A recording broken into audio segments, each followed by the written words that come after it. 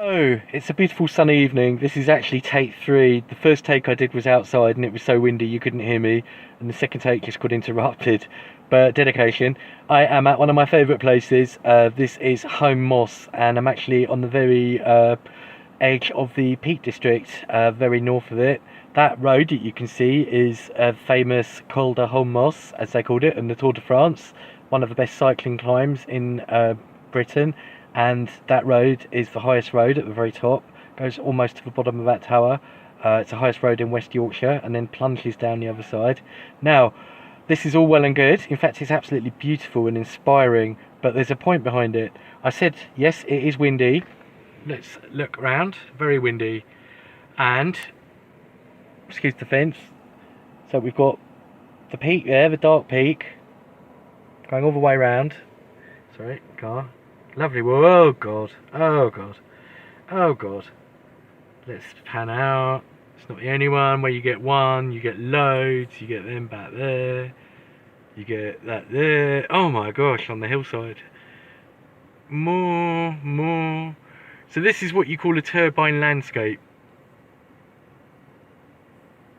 Cumulative effect. And this is how near it is to the peak. So clearly you can see that from the national park. Clearly, therefore, it has fundamentally altered the view of the national park. Now, there's a couple of arguments here. Firstly, the aesthetic one. I've made this time and time again in print, and I'm going to say it very, very clearly now. That paint is a real problem aesthetically. It's the wrong colour. It's the wrong colour because it's so obtrusive, and it stands out, and it detracts from the green. It alters the colour balance. So that instead of that landscape being 90% green, is now significantly more white, artificial, high visibility paint. Now, God knows what the environmental impact of that paint is and how much it's been used. You know how big those turbines are? They're massive. So that paint is superfluous. It's not, doesn't have any functionality to the product whatsoever. It really doesn't. It's superfluous. And you've got to ask yourselves, why would anyone green do that? Why would anyone who's into conservation and saving the earth, why would they just waste paint just like that? Now, it does have a bad aesthetic, and I would argue it has a worse aesthetic than even this tower, which is absolutely massively tall, but it's just there. It's not trying to grab your attention. You can't even see the guide wires. It's like puppet wires. Why can't these turbines be as unobtrusive? You know, if a tower, which is that high, can really... You know, alright, I could say it maybe does have a bit of a negative impact on the landscape, but not really. I think these have a way worse impact. I really do. I think a paint is fundamental. The moving doesn't help. Oh, here's someone jogging. Now, let's play devil's advocate. It is windy, and, you know, there is a very good argument to be said that if we could harness that wind and turn it into electricity, that is a kind of renewable source. I get that. I won't say it's sustainable because that wind could stop at any moment. We don't know how long it's going to be that windy for. So there is an argument that the wind is renewable and therefore it can be harnessed. But why does it need that white paint to do it? Now, who owns these? Where's that power going? Well, the ones at the back are big corporate wind farms. Those 3 back there are Hazelhead. And then that's a kind of combination of Roydmore and Spicer Hill. So... You know, if we're going to harness the wind, we don't need that white paint to do it. We really don't.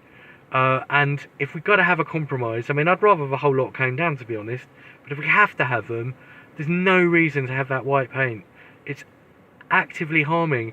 Why can't they be painted green or just kind of matte or something? Just so that, you know, if you look carefully, you could see them. But they don't catch your eye like that. To me, that's narcissism. And to me, that's mentally ill. It's narcissistic personality disorder.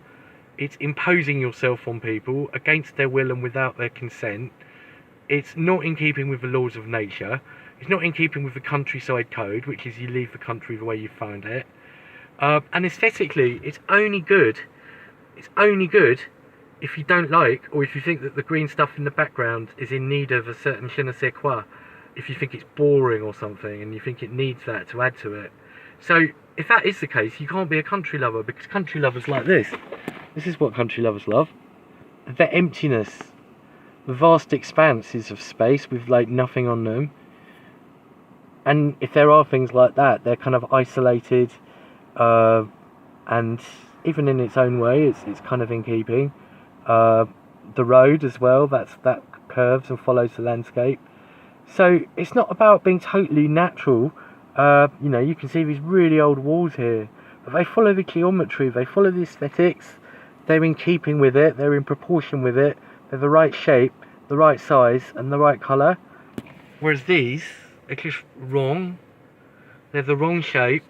Look at those kind of spindly things, and when you see loads of them all out of sync, they're not synchronised. Look, see those two there? They look like they're kind of in sync, but then you see they're going out of phase. So they're the wrong shape, definitely the wrong colour, kind of the wrong size as well, for what they are or for what they do. And let's bear in mind, this tower, this does communications pretty much the whole of West Yorkshire. Millions of people benefit from that.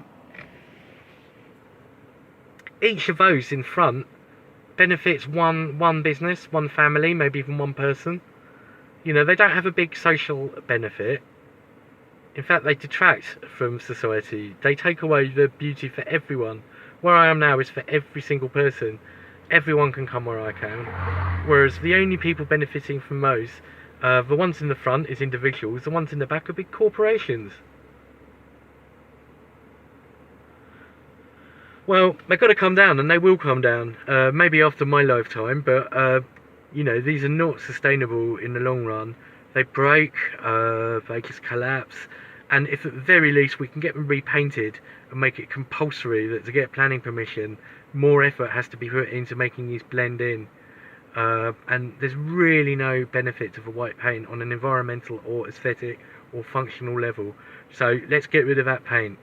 Okay, thank you very much. Let's have one final shot of what it's all about, and it's a good contrast. Let's keep these spaces like this. And it's not even that big. That's the other thing I want to say, actually. It's the thing about a small country like Britain is that it's kind of an optical illusion. Oh, it's gone a bit blurred. There we go. It's the sensation of being endless, just going on forever. And what these things do is they give a kind of finity to a landscape.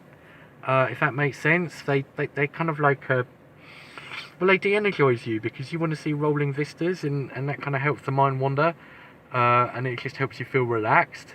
What these do is they come in the way. They're like a prison, really, aren't they? It's like being imprisoned. It's like a wall. It's the Matrix. So there we go, a rambling talk, a lot to talk about. Make of it what you will. See you later.